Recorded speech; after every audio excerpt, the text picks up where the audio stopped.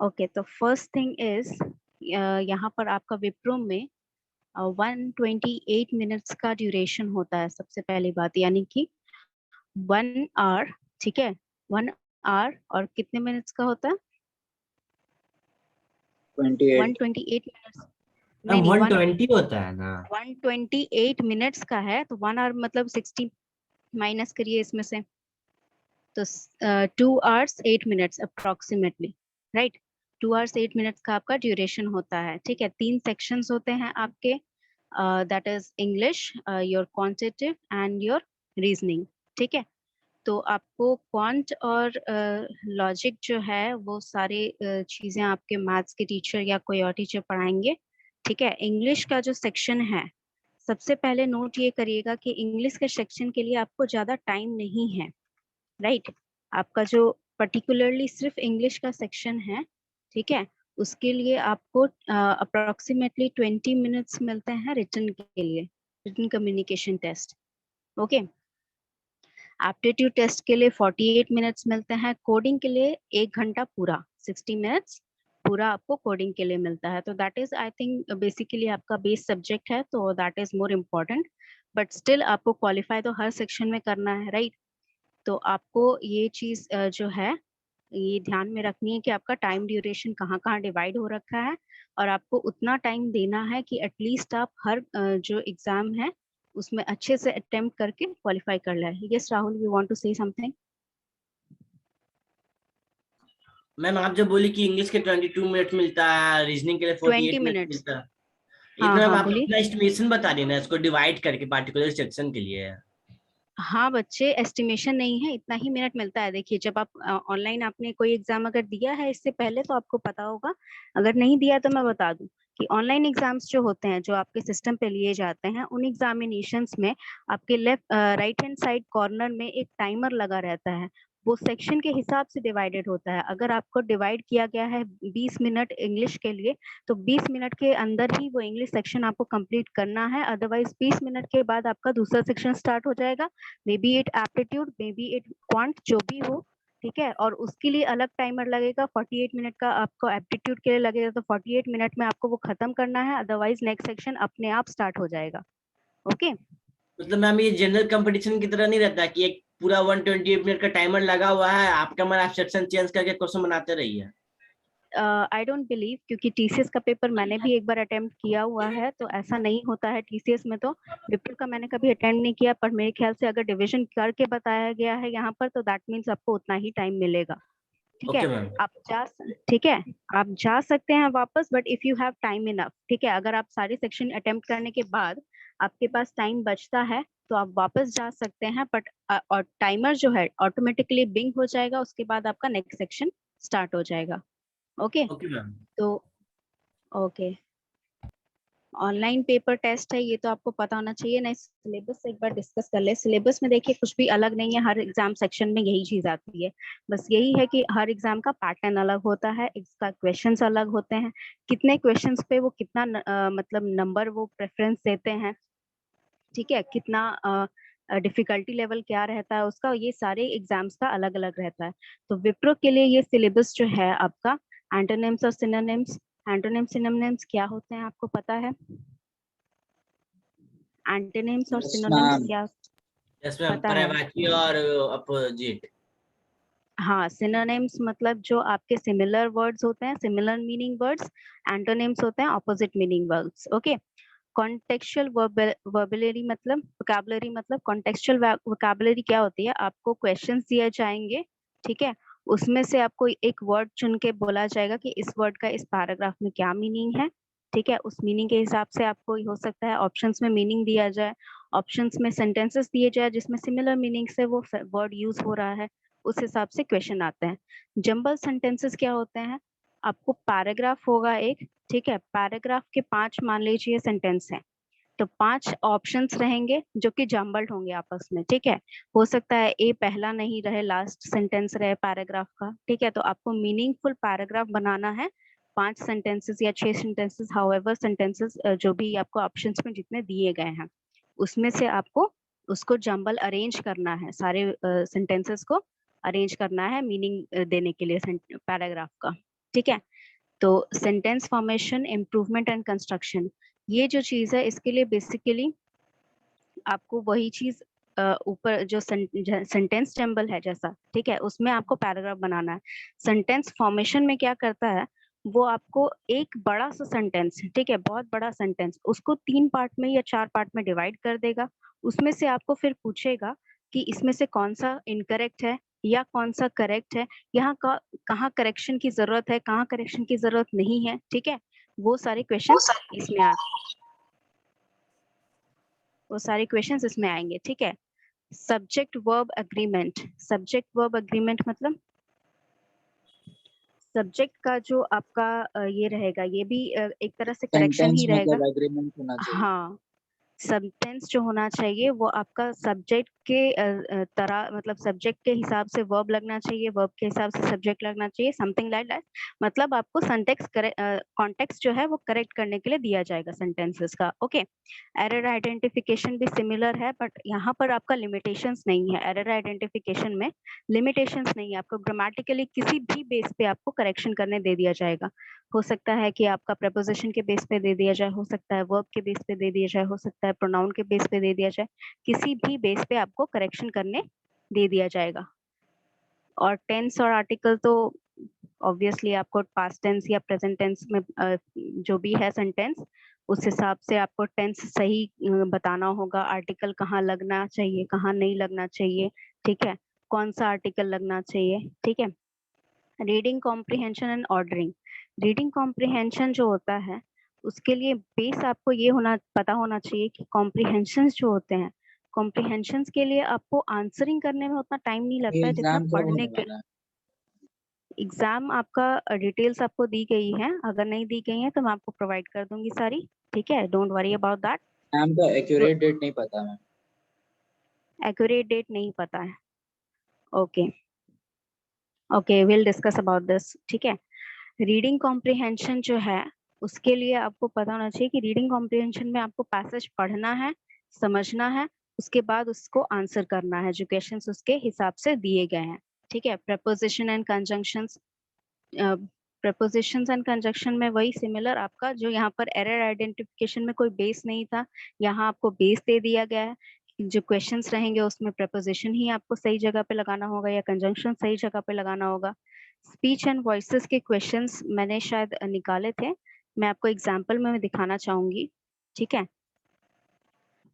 Sample paper एक मैंने बनाया है जो कि मेरे को क्वेश्चंस अलग अलग मिले हैं, ठीक है। मैम स्पीच एंड वॉइस में तो वही ना, जो ऑप्शन रहता है उसमें से करेक्ट पैसिव वॉइस या फिर correct indirect speech find out करना रहता है। That is one part of it, ठीक है। एक पार्ट वैसा है कि आपको पैसिव एक्टिव में करने दिया जाएगा, ठीक है, और भी क्वेश्चंस उसके अंडर आते हैं, ठीक है। आप एक बार सैम्पल पेपर देख लीजिए तो फिर आपको पता चलेगा किस टाइप के क्वेश्चंस आते हैं। एंड माइंड यू, ये क्वेश्चन जरूरी नहीं है कि ये एग्जाम में इसी तरह से क्वेश्चन आए या इतने ही क्वेश्चन आए। This is just I am giving you a brief sample of कितने क्वेश्चन, मतलब किस टाइप के क्वेश्चंस आपको पूछे जाएंगे एग्जाम के लिए। Please tell me when the screen is visible, okay?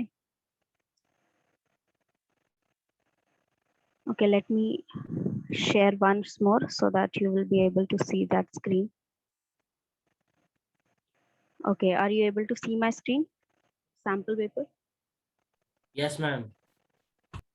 Okay. If anybody who is not able to see, please be patient. हो सकता है network की वजह से थोड़ा delay हो, so be patient. Okay. So this is you can look here. ये जो आपका passage है, ठीक है, ये पूरा इतना passage है, इसके ऊपर यहाँ पर questions दिए गए हैं, ठीक है। इतना बड़ा पैसेज रहेगा मैम? अब बड़ा हो छोटा हो डजंट मैटर, उसमें मतलब इतना भी ये बड़ा नहीं है, इससे बड़े बड़े पैसेजेस आते हैं एग्जाम्स में, अदर एग्जाम्स में, ठीक है। तो पैसेज आपको यहाँ देखने में बड़ा लग रहा है, ठीक है, वहां जब लिखा रहेगा तो आपको पैसेज, एक कॉर्नर पे पैसेज रहेगा, एक कॉर्नर पे आपके क्वेश्चंस रहेंगे, तो आप एक कॉर्नर पे पढ़ते पढ़ते पैसेज के क्वेश्चंस का आंसर दे सकते हैं, ठीक है। ये सारे क्वेश्चंस है इसके ऊपर। फिर अनदर एक एग्जाम्पल है, ये शॉर्ट पास, ये जो है आपका देखिए जंबल सेंटेंसेस हैं यहाँ पर, ठीक है। ए है, बी है, सी है, डी है, ई है, 5 ऑप्शंस हैं इसमें, ये सेंटेंसेस हैं। इसका पैराग्राफ आपको बनाना है, मीनिंगफुल पैराग्राफ। ये आपके ऑप्शंस दिए गए हैं कि कैसे इनको अरेंज करना है, ठीक है। नेक्स्ट इज यहाँ पे भी वही ये क्या करना है, यहाँ पर आपको पहले ही डायरेक्शंस दिए जाएंगे क्वेश्चंस के, ठीक है, कि क्वेश्चन में आपको करना क्या है, ठीक है। यहाँ पर वही है कि आपको राइटिंग सेंटेंसेस जो हैं इसका मैसेज जो है वो कन्वे करे, उस हिसाब से इसको अरेंज करना है, ठीक है। देन नेक्स्ट इज ये 7 भी वही क्वेश्चन है, आपको इसका बेस्ट मीनिंग जो है, इसमें से कौन सबसे बेस्ट मीनिंग निकाल रहा है, ठीक है, कोई कंफ्यूजन ना हो सेंटेंसेस में, कन्वे कर रहा है, वो आपको चूज करना है। देन हेयर देखिए यहाँ पर फिल इन द ब्लैंक्स हैं, ठीक है। Fill in the blanks are basically यहाँ पर आपको कहाँ से कौन सा टेंस लगा यूज करना है, कौन सा प्रपोजिशन लगाना है सही जगह, कौन सा वर्ड्स किसके आगे लगेंगे, किसके आगे नहीं लगेंगे, ठीक है, वो सारी चीजें पता होनी चाहिए। Only then you can place the correct sentence. हालांकि ये क्वेश्चन में बेसिकली बहुत से लोग आज भी तुक्का मार के बनाते हैं, but if you know the rules it will be much easier, ठीक है। नाउ इसमें देखिए क्या करना है, ये देखिए जैसे मैंने बताया था, सेंटेंस को, एक ही सेंटेंस मैम को, निगेटिव नहीं रहता है ना, नेगेटिव नेगेटिव मार्किंग मार्किंग नहीं रहता विप्रो है। में नहीं है, विप्रो में नहीं है नेगेटिव मार्किंग। टीसीएस का I haven't checked yet, but Wipro में अभी तक जहां तक मुझे पता है कि विप्रो में नेगेटिव मार्किंग नहीं है। You can attempt all the questions, okay. ये देखिए ये एक ही सेंटेंस है, इसको अलग अलग पार्ट्स में डिवाइड कर दिया गया है, and you have to like आपको बताना है कि इसमें से किस में एरर है, ठीक है। अरेंज नहीं करना है, दिस इज ऑलरेडी अरेंज्ड। ए सबसे पहले है, फिर उसके बाद बी है, फिर सी है, फिर डी है। तो इसको अगर ABCD हटा दिया जाए तो ये पूरा एक सेंटेंस इसी सीक्वेंस में रहेगा, सीक्वेंस चेंज करने की जरूरत नहीं है। आपको क्या करना है, आपको बताना है कि इसमें से किस में एरर है। एरर क्या एरर, ग्रामेटिकल एरर, ठीक है, ग्रामेटिकल या सिमेंटिक एरर, कौन सा एरर इसमें है, ठीक है, वो आपको बताना है। समझ में आया? ये सैंपल क्वेश्चंस है, 10 क्वेश्चंस है, ज्यादा नहीं है, ठीक है। ये मैं आपको दूंगी भी, आप बना सकते हैं आराम से इसको, ठीक है। मुझे पहले ये बताइए कि क्लास में आपके पास ज्यादा टाइम तो नहीं है, तो मैं आपको पूरा डिटेल में नहीं पढ़ा पाऊंगी, ठीक है। तो मैं आपको कुछ चीजें याद करने के लिए दूंगी, वो चीज आपको याद करनी पड़ेगी, ठीक है। Let me give you this, yes. And मैं ज्यादा नहीं बोल रही हूँ करने के लिए, एक ही बार में ज्यादा नहीं बोलूंगी, ठीक है। थोड़ा थोड़ा करके हम लोग याद करेंगे, क्योंकि ये सारी चीजें मैं पढ़ा नहीं सकती हूँ। ये सिनोनिम्स हैं, एंटोनिम्स हैं, ये आपको याद ही करनी पड़ेंगी, ओके। जैसे भी आप याद करना चाहे, अगर आप इसको याद कर सकते हैं इस फॉर्मेशन में तो इस फॉर्मेशन में याद करिए। अगर इसमें याद करने में दिक्कत हो रही है तो एक ट्रिक ये है कि you can use these words in sentences. आप सेंटेंसेस में, सिमिलर सेंटेंसेस में आप इनको यूज करिए, ताकि आपको पता लगे कि इनकी इसकी जगह ये यूज किया जा मैम ये सकता है कितना कहाँ। भी कर देंगे तो नहीं होगा, क्योंकि जरूरी थोड़ी ना कि यही वर्ड रहे। मान लीजिए ये वर्ड नहीं रहे, वो, ये हाँ सिनोनिम्स नहीं मुझे रहे, पता ऑप्शन है, में ना लेकिन रहे। ये बताइए कि आप करेंगे क्या इसकी जगह फिर। आपको तो ऐसे भी नहीं पता है कि कौन से एंटोनिम सिनोनिम आएंगे, किसी भी वर्ड का वो पूछ सकता है, तो उसके लिए क्या ऑप्शंस है आपके पास। एटलीस्ट आपको इतना तो रहेगा कि जितने आपने पढ़े हैं उनमें से अगर कोई आ जाए तो आप कर पाएंगे। सिर्फ इसका बेसिस बनाना कि हाँ इसमें से कुछ पता नहीं है, बहुत सारा सिलेबस है, इसमें क्या पढ़े क्या नहीं पढ़े समझ में नहीं आ रहा है, तो इसका मतलब ये थोड़ी कि आप पूरा ही छोड़ देंगे। कुछ तो एफर्ट अपनी तरफ से आपको ये डालना ही सारा होगा। Word ma'am sample sample paper का है, प्रीवियस ईयर का है। प्रीवियस ईयर ये का नहीं है, ये लिस्ट है एंटोनिम्स और सिनोनिम्स के अल्फाबेटिकली, ठीक है। ये मैं आपको थोड़े थोड़े करके दे रही हूँ, आप एटलीस्ट अगर इसको एक बार सेंटेंस में डाल के एक सेंटेंस फॉर्म करके देखिए हर एक सेंटेंस, हर एक वर्ड से, तो आपको एटलीस्ट समझ में आएगा कि इसकी जगह ये चीज डाली जा सकती है। तो कहीं ना कहीं आपके सबकॉन्शियस माइंड में ये रहेगा। अगर आपको क्वेश्चन पूछा जाए, आपको मैं रटने नहीं बोल रही हूँ, बट एक बार आप इस चीज को दिमाग में रखना तो पड़ेगा ही, ठीक है। कुछ चीजें हैं जो आपको मैं बता नहीं सकती, ईडियम्स या फ्रेजेस अगर आएंगे, ठीक है, ऐसे तो सिलेबस में नहीं लिखा है, बट उससे अगर क्वेश्चंस आएंगे तो वो चीज भी आपको याद रखनी चाहिए, ठीक है। अगर मान लीजिए टेंसेस और आर्टिकल्स के ऊपर क्वेश्चंस आते हैं तो आपको रूल्स पता रहेंगे, रूल्स तो याद रखने पड़ेंगे ना, तभी तो आप उसको यूज करोगे, राइट। तो ये जो है आपका यहाँ पर ये हो जाएगा, जस्ट मिनट, यस। तो ये चीजें जो हैं, ये चीजें आप वर्ड्स अगर याद कर सकते हैं तो बिल्कुल करिए, ठीक है, बहुत हेल्पफुल है। और सिर्फ विप्रो और टीसीएस के लिए नहीं, ये कोई भी एग्जाम, कोई भी कॉम्पिटिटिव एग्जाम अगर आप अटेंड कर रहे हैं तो आपको इतना याद होना चाहिए कि हर एक एग्जाम में इंग्लिश सेक्शन रहता है, और इंग्लिश सेक्शन अगर रहेगा वहां पर एंटोनिम सिनोनिम से क्वेश्चन आएंगे ही आएंगे। तो ये सिर्फ आपके सिर्फ विप्रो और टीसीएस के लिए नहीं, आपके फ्यूचर के और भी कॉम्पिटिटिव एग्जाम्स के लिए फायदेमंद हो सकता है। तो ये लिस्ट आप अपने पास रखिए, ठीक है। इसको जैसे आप प्रिंट कराना चाहें तो प्रिंट करा के रख सकते हैं, आप इसको लिखना चाहें तो लिख के आप इसका एक एक हर एक वर्ड का एक एक सेंटेंसेस फॉर्म कर सकते हैं, ताकि आप उसको समझ पाए कि इसका जो मीनिंग किसका सिमिलर है, किसका ऑपोजिट मीनिंग है, ठीक है। तो वो चीज भी आप कर सकते हैं, लेकिन कम से कम आपके दिमाग में ये चीज रहना चाहिए कि कौन सा एंटोनिम और सिनोनिम है, ठीक है। जो मतलब कुछ चीजें हैं जो आप बिल्कुल पढ़ के बता सकते हैं कि इसका मतलब ऑपोजिट क्या है, ठीक है। जैसे ब्रिलियंस हो गया, ठीक है। तो इसका अगर कोई ऑपोजिट पूछे तो क्या बोलेंगे आप? यहाँ से देख के नहीं बताइए, अगर अपने मतलब मन से अगर आपको यहाँ पर नहीं पता होता तो ब्रिलियंस का अगर आपको पूछा जाता कि एंटोनिम क्या होगा तो आप क्या बताएंगे?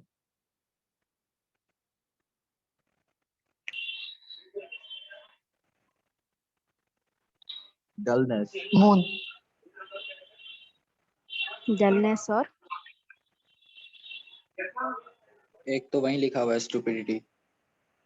देखिए, स्टूपिडिटी तो आप बता सकते हैं, ठीक है, स्टूपिडिटी बता सकते हैं। डलनेस क्यों नहीं बोलेंगे? क्योंकि डलनेस का दो मीनिंग होता है, ठीक है। डलनेस आप कॉन्टेक्स्ट में डालेंगे तब उसका मीनिंग ब्रिलियंस के अगेंस्ट मतलब ऑपोजिट जा सकता है, लेकिन अगर आप लिटरल मीनिंग बोलेंगे तो डलनेस का मतलब इसके लिए भी हो सकता है कि अगर कोई चीज शार्प नहीं है, राइट।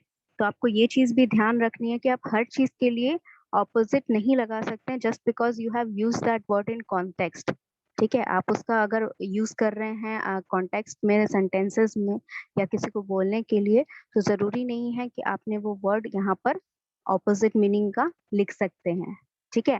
ये भी चीज आपको ध्यान रखनी है। और ये भी जरूरी नहीं है कि अगर यहाँ पर दो ही सिनोनिम लिखा है, एक ही एंटोनिम लिखा है तो इतने ही हो, आपको और भी मिलेंगे if you find out. Similarly context के हिसाब से अगर आप सेंटेंसेस में यूज कर रहे हैं similar to that meaning, then वहां पर भी यूज हो सकता है। बट आपको ये याद रखना है कि अगर क्वेश्चन आया कि इसका एंटोनिम बताइए तो आप इसको लिख सकते हैं। बट अगर क्वेश्चन आया कि पैसेज में ये वर्ड यूज हुआ है, इसका ऑपोजिट बताइए, तो पहले आप ये देखेंगे कि पैसेज में क्या मीनिंग है इस वर्ड का, ठीक है। किस कॉन्टेक्स्ट में इसको यूज किया जा रहा है, किस वर्ड को सजेस्ट करने के लिए इसको यूज किया जा रहा है, क्या इसका यूज जैसा डिक्शनरी मीनिंग है वैसे ही किया जा रहा है, या फिर राइटर कुछ और लिखना चाह रहा है इस वर्ड को लेकर, ठीक है। ये चीज भी ध्यान रखना जरूरी है, क्योंकि जब आपको पैसेज में कोई भी क्वेश्चन आता है तो आपको हमेशा आंसर पैसेज के ही हिसाब से करना है, डिक्शनरी मीनिंग आप यूज नहीं करेंगे, उसमें कंफ्यूजन होता है बच्चों को। और मतलब ये चीज ध्यान रखने वाली बात है, ठीक है, कि पैसेज से अगर क्वेश्चन होता है, मान लीजिए कि यहाँ पर पैसेज जो है,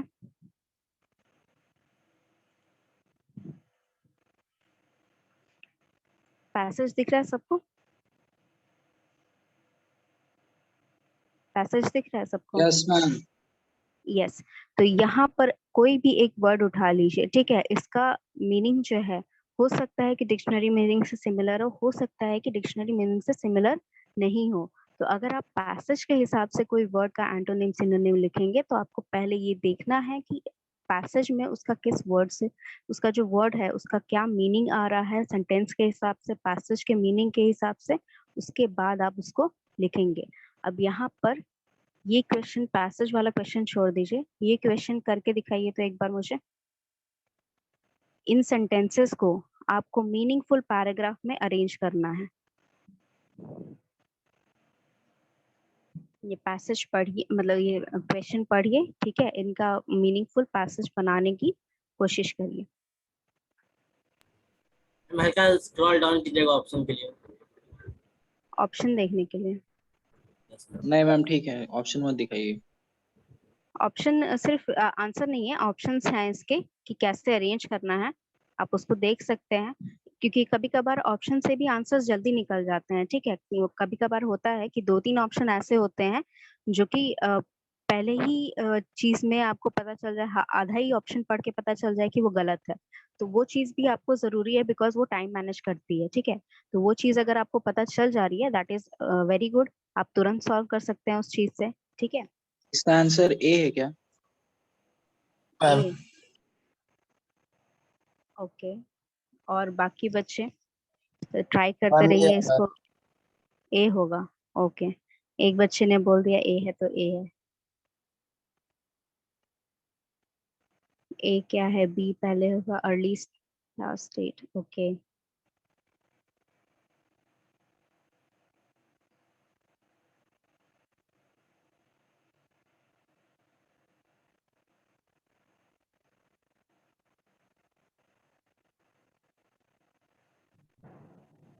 सी होगा।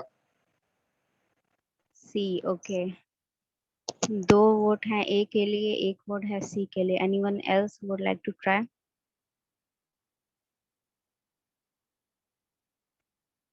क्वेश्चन ऐसे ही आएंगे, अगर आपको लग रहा है इससे ज्यादा इजी आएंगे या इससे ज्यादा टफ आएंगे, तो वैसा नहीं है, इसी टाइप के क्वेश्चन आएंगे।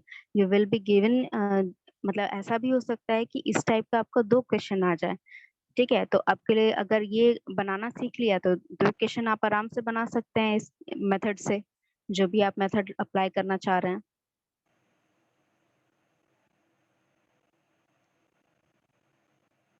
सी होगा मैम। ओके,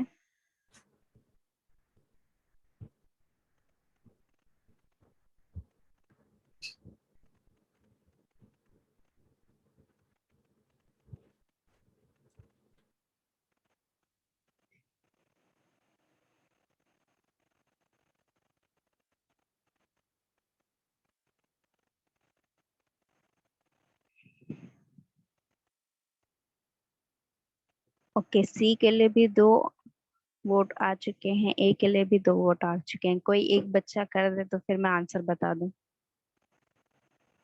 सी मैम। ऐसे तो कोई ना सी, कोई बोल ही देगा ए बी सी डी, एक तो होना ही है।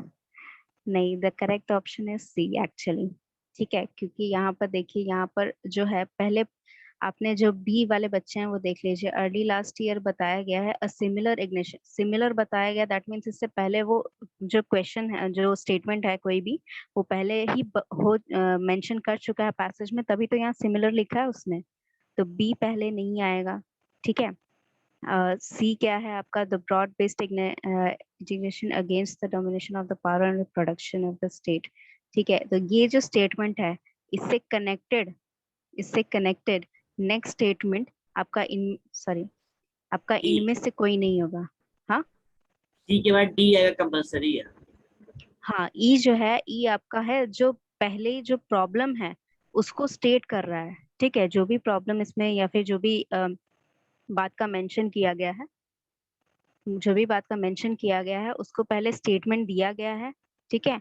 उसके बाद यहाँ देखिए ए में आपको बताया गया है उसके फॉलोइंग स्टेटमेंट, इसका फॉलोइंग स्टेटमेंट है। उसके बाद सिमिलर सर्च एडिटेशन कोर्स का बात किया गया है, ठीक है। अब because we have the upper 3 solution, ठीक है, 3 आपको सोल्यूशन मिल चुके हैं, तो इस फॉर्मेशन में सिर्फ एक ही फॉर्मेशन बैठ रहा है, राइट। तो आपको बाकी पढ़ने की जरूरत ही नहीं है, आप सी ऑप्शन टिक कर देंगे, ठीक है। कोई डाउट किसी को? नो एक चीज मैम। और आप, हाँ, एक चीज और आप कर सकते हैं कि आप क्या करेंगे कि ये जो ऑप्शंस हैं, ठीक है, अगर आपके पास मान लीजिए कि ज्यादा टाइम है, ठीक है, आप सारे क्वेश्चन सॉल्व कर चुके हैं और आपने लास्ट में इंग्लिश का अटेम्प्ट किया है, ठीक है, तो क्या कर सकते हैं आप, इसको जो है इनमें बैठाने की कोशिश कर सकते हैं, ठीक है। और ये मैं बता रही हूँ कि पहले ही 3 सेंटेंसेस में आपको पता चल जाएगा कि अरेंज हो रहा है कि नहीं हो रहा है, ठीक है। आपको पूरा 5 पढ़ने की जरूरत नहीं है, बट पहले ही 3 सेंटेंसेस में आपको पता चल जाएगा कि कौन सा ऑप्शन इसमें बैठ रहा है। जैसे मैथ्स में भी अगर ये मतलब ये जो ट्रिक है, ये आप मैथ्स में ज्यादा हेल्पफुल रहेगी, कि अगर आप मैथ्स का कोई भी क्वेश्चन सॉल्व कर रहे हैं या क्वांट का कोई भी क्वेश्चन सॉल्व कर रहे हैं, तो ऑप्शन में क्वेश्चन का जो है आंसर बैठाने की कोशिश करिएगा, तो आंसर आपका जल्दी आएगा, ठीक है। Because time management is more important, ठीक है। यहाँ पर आप क्वेश्चन जो है वो सॉल्व कर रहे हैं, उससे फर्क नहीं पड़ता, कितनी जल्दी सॉल्व कर रहे हैं उससे ज्यादा फर्क पड़ता है। ठीक है, ये चीज अगर आपने सीनियर से पूछी होगी या आपने भी खुद कोई कॉम्पिटिटिव एग्जाम अटेम्प्ट किया होगा तो आपको पता होगा कि 2-3 मिनट के लेकर आपका जो है ये क्वेश्चन छूट जाते हैं इम्पोर्टेंट, 1-2 नंबर से आपका सिलेक्शन रह जाता है। ठीक है, तो वो चीज बहुत इंपॉर्टेंट रहती है कि आपको टाइम मैनेज करना है। ठीक है, तो ये जो पैसेज वाला है ये सैंपल पेपर में आपको भेज रही हूँ। ठीक है, प्लस एंटोनिम से यस इसमें वैसे भी 48 मिनट्स मिलता है तीनों सेक्शन करने के लिए, रीजनिंग, मैथ्स और ये इंग्लिश। 48 मिनट किसमें में 50 to 51 क्वेश्चंस को सॉल्व करना रहता है। किसमें बच्चे? मैम विप्रो में। विप्रो में नहीं, विप्रो Yes, में आपका टाइमिंग है 128 मिनट्स का, जिसमें से 20 मिनट्स आपको इंग्लिश सेक्शन के लिए मिलते हैं। मैम वो 48 मिनट्स मैम 20 मिनट सिर्फ एसे राइटिंग के लिए मिल रहा है और 60 ऐसे मिनट्स राइटिंग। कोडिंग के लिए मिल रहा है। हाँ, 60 मिनट तो आपका पूरा कोडिंग के लिए है, और एप्टीट्यूड में आपका आ रहा है ये वर्बल, 48 लॉजिकल मिनट्स। और क्वांट। एप्टीट्यूड हाँ 48 मिनट्स में ये सारे क्वेश्चन आपको करना है। क्वांट आपका और वर्बल जो है, क्वांटिटेटिव एप्टीट्यूड जो है, वर्बल एबिलिटी जो है, लॉजिकल क्वेश्चंस जो है, वो सारे आपके आएंगे 48 मिनट्स में ही। सो सी आपका टाइमिंग और कम हो गया, 20 मिनट्स जो है वो सिर्फ ऐसे राइटिंग के लिए है, आपका रिटन कम्युनिकेशन के लिए है। तो इस चीज के लिए आपको ये चीज ध्यान रखनी होगी कि आपको ही मैनेज करना होगा कि क्वांट के लिए आप कितना टाइम देना चाहते हैं। ठीक है, आप क्वेश्चन देख के बता सकते हैं, अगर आपने प्रैक्टिस करेंगे आप रेगुलरली तो आपको पता चल जाएगा कि क्वांट के लिए कितना टाइम आपको लग रहा है। वो टाइमर आप सेट करके रखिए कि इतना टाइम डिवाइड करेंगे तो इतने क्वेश्चंस हो जाएंगे, इतना मार्क्स आ सकता है हमारा। ठीक है, उस हिसाब से करिए, क्योंकि कोडिंग तो है, कोडिंग आप अपने से ही आपको पता होगा कि कितना कोडिंग आता है, उसमें क्या क्या कोडिंग रहेगा, कैसे कैसे लिखना है, वो चीज तो आपके आईटी वाले सर बताएंगे ही आपको। ठीक है, जो भी आपके रेगुलर टीचर्स हैं वो उसमें हेल्प करेंगे आपकी। क्वांट के लिए आपका शायद मैथ्स टीचर आपको हेल्प करेंगे, तो क्वांट का आप ये टाइमर सेट करिए। वर्बल एबिलिटी के लिए कितना टाइम दे सकते हैं, ठीक है, फिर लॉजिकल रीजनिंग के लिए कितना टाइम दे सकते हैं, वो सारे क्वेश्चंस जो हैं वो एक जगह निकाल के रखिए। ठीक है, सॉल्व करने की कोशिश करिए, जिसमें जितना टाइमर सेट किया है आपने कि इतने टाइम में आपको ये वाला खत्म कर देना है, ये क्वांटिटेटिव एप्टीट्यूड इतना में खत्म कर देना है, लॉजिकल इतना में खत्म कर देना है, वर्बल इतना में खत्म कर देना है, वो चीज को सेट करने के लिए आपको टाइमर लगा के सारे क्वेश्चन बनाने की कोशिश करनी होगी। ठीक है, तो ये भी जो है, ये क्वेश्चंस भी जो है ये सॉल्व अभी आप करिए, पूरा अच्छे से समझ के क्वेश्चन सॉल्व करिए। इसके बाद जो मैं आपको सैंपल पेपर दूंगी, रेगुलरली मैं दूंगी हर एक क्लास के बाद, वो आप टाइमर लगा के सॉल्व करने की कोशिश करिए, क्योंकि टाइमिंग में टाइम मैनेज करने में ही ज्यादा इम्पोर्टेंट, मतलब ज्यादा आपको इम्पोर्टेंट है, क्योंकि सिर्फ यही नहीं करना है, आपको बाकी के क्वेश्चंस भी करने हैं, एप्टीट्यूड भी बनाना है और रीजनिंग भी बनाना है इसी टाइम में। तो आपको खुद से मैनेज करना होगा कि आपका क्या कैपेबिलिटी है, कितना टाइम लग रहा है आपको। ठीक है, पहले देखिए, पहले टाइम नोट करिए, ये जब क्वेश्चंस आप बनाएंगे, ठीक है, तब आप टाइमर नहीं लगाएंगे, आप स्टॉप वॉच लगाएंगे कि कितना टाइम में आपको ये लगा है सॉल्व करने में। उसके बाद आपको पता चलेगा कि कितना आपका कैपेबिलिटी है सॉल्व करने का, कितना आपको इम्प्रूव करना है इसको सॉल्व करने के लिए। ओके, टाइमिंग इसके साथ साथ मैनेज करते रहिएगा।